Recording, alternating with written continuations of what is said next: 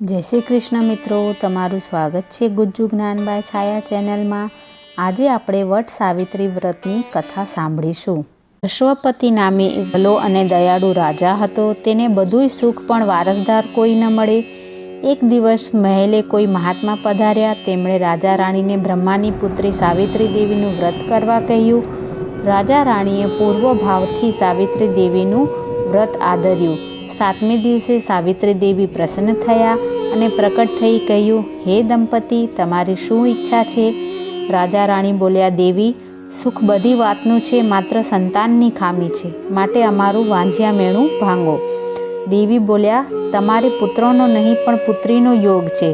पुत्री पण एवी सद्गुणी अने प्रभु प्रत्ये श्रद्धा धरावनारी के आगळ जता एनुं नाम गवाशे। राजा राणीए नमन कर्युं अने देवी अंतर्ध्यान थई गया। 9 महीना बाद राणीने एक रूपाળી पुत्री अवतरी। आ तो सावित्री देवीनी कृपानुं फळ हतुं, तेथी तेनुं नाम सावित्री राखवामां આવ્યું। माता पिताए सावित्रीने खूब लाडकोडमां उछेर्यो। संस्कार पण सारा आपवा मांड्या। देवो पण अंजाय एवुं मनोहर सावित्रीनुं रूप हतुं, तो मानवीनी तो वात ज शी करवी। आथी कोई राजा तेनुं मांगुं करवानी पण हिम्मत करतो नहीं। अश्वपति राजा मूंझाया के हवे करवुं शुं? जवान दीकरी घर में राखवी ए पाप गणाय। बहु विचारने अंते राजाए सावित्रीने ज पसंदगी करवानुं कह्युं। बीजे दिवसे सावित्री दासीओ तथा सिपाहीओ साथे पतिनी शोधमां निकળી पड़ी। वळ तेने रस्तामां एक आश्रममां मळी गयो। थोड़े दूर वगड़ामां एक आश्रम हतो। तेमां धूमसेन राजा पोताना पुत्र सत्यवान साथे रहतो हतो। सावित्री त्यां जई चढ़ी अने तेणे सत्यवानने योग्य वर तरीके पसंद करी वरमाळा पहरावी दीधी। आ समाचार पिताने पहोंचाडवा सावित्री नगर में पाछी फरी। आ वखते राजा सभा भरीने बैठा हता अने नारदजी साथे वात करी रह्या हता। नारदजी तथा अश्वपति राजाने नमन करी सावित्री कई कहेवा जाए ते पहला नारदजी बोली उठ्या, राजन, हवे सावित्रीने झट परणावी दो। वचमां सावित्री बोली उठी, पिताजी, मारी चिंता करशो नहीं, मैं योग्य वर शोधीने वरमाळा पहरावी दीधी छे। राजाए कह्युं, बहु सारी वात, तेओ कोण छे? सावित्री बोली, અહીંથી थोड़े दूर वगड़ामां धूमसेन राजा तेमनी राणी पद्मावती अने पुत्र सत्यवान साथे रहे छे। सत्यवान रूप, गुण अने विवेकमां मने योग्य लाग्या, एटले मैं तेमने मारा पति तरीके स्वीकारी वरमाळा पहरावी छे। नारदजी वचमां बोली उठ्या, राजन, सावित्रीनी पसंदगी उत्तम छे। सत्यवान अने तेना माता पिता सत्यवदनार छे। सत्यवान रूपे गुणे सर्वश्री श्रेष्ठ छे। पण नारदजी अटकी गયેલ જોઈ રાજાએ કહ્યું, મુનિવર, બોલતા અટકી કેમ ગયે? ચોખવટથી વાત કરો। નારદજી બોલ્યા, રાજન, રૂપ ગુણના ભંડાર સમાન સત્યવાનનું આયુષ્ય હવે 1 જ વર્ષ બાકી રહે છે। રાજા ચિંતામાં પડ્યા। તેણે સાવિત્રીને કહ્યું, બેટી, मारू कह્યું मानी बीजो वर शोधी ले। सावित्री बोली, पिताजी, भाग्य में जे लख्युं हशे ते थशे। माराथी 1 भव में 2 भव नहीं थाय।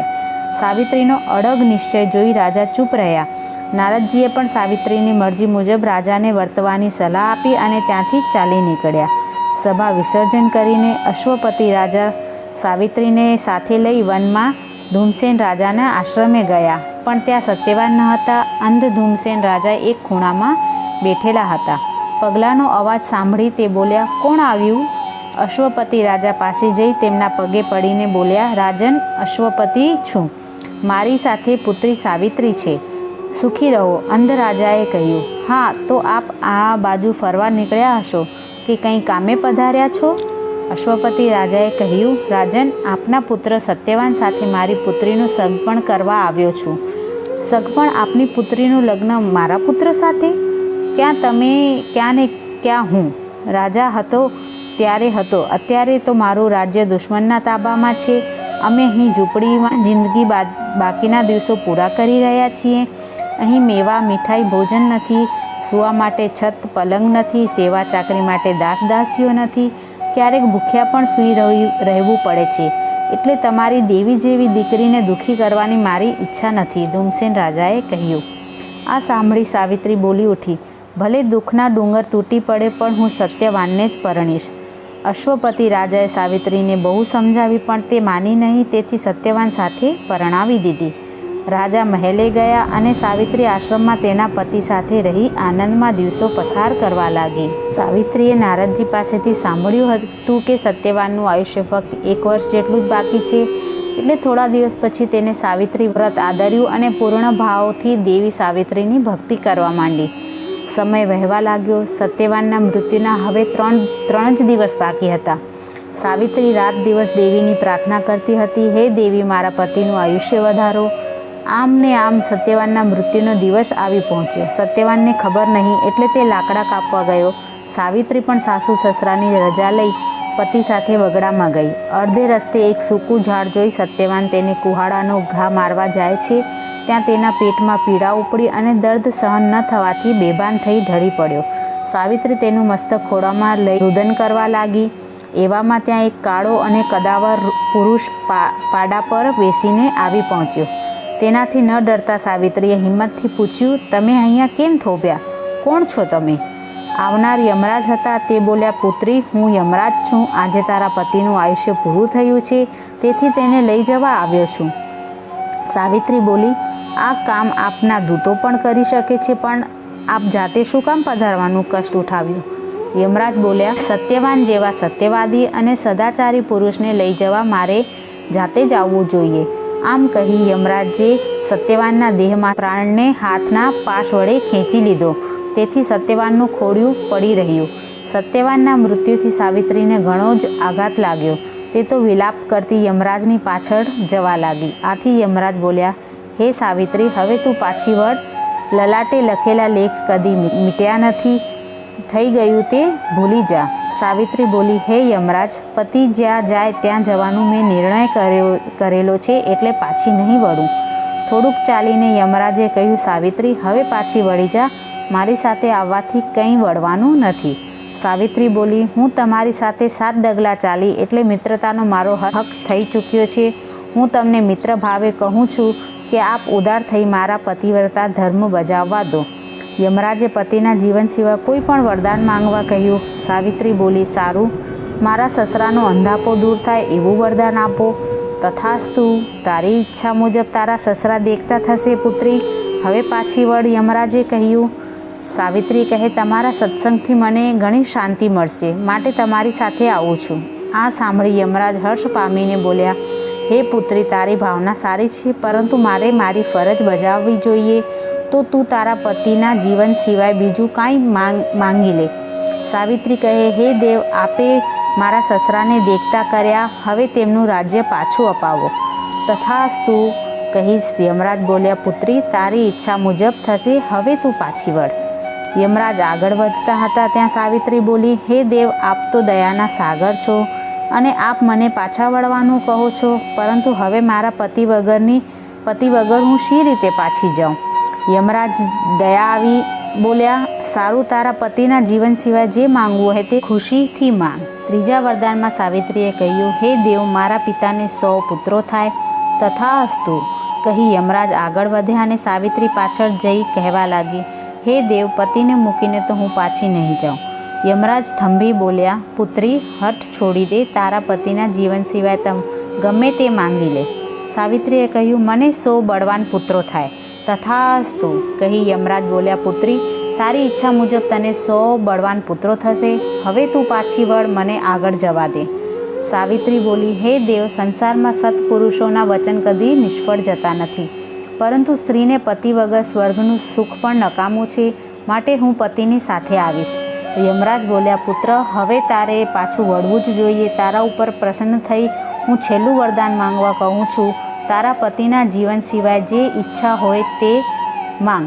સાવિત્રી બોલી, દેવ, આપનું વચન ફળે એ જ માંગુ છું. આપે મને 100 બળવાન પુત્રો થવાનું વચન આપ્યું, પણ આપ તો મારા પતિને લઈ જઈ રહ્યા છો, તો મારા જેવી સતી નારીને પતિ સિવાય 100 પુત્ર ક્યાંથી થશે? માટે આપ મારા પતિને સોંપી દો.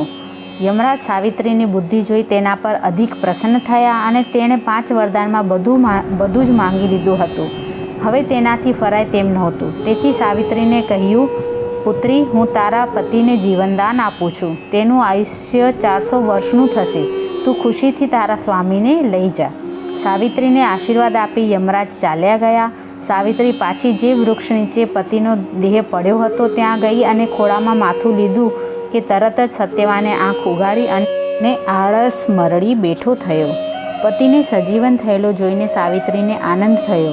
પછી સત્યવાને પોતે જોયેલ સ્વપ્નની વાત કરી તો સાવિત્રીએ બનેલી બધી હકીકત જણાવી. સત્યવાને કહ્યું, નાથ, એ સ્વપ્ન નહીં પણ સત્ય હતું. થોડી વારે સત્યવાન અને સાવિત્રી આશ્રમે ગયા અને માતા પિતાના પગે લાગ્યા. સત્યવાને બનેલી ઘટના માતા પિતાને કહી સંભળાવી અને સાવિત્રીએ વ્રતનો આ બધો પ્રભાવ છે તે જણાવ્યું. સાવિત્રીએ વ્રતનો આ પતિવ્રતા ધર્મ કહી સંભળાવ્યો.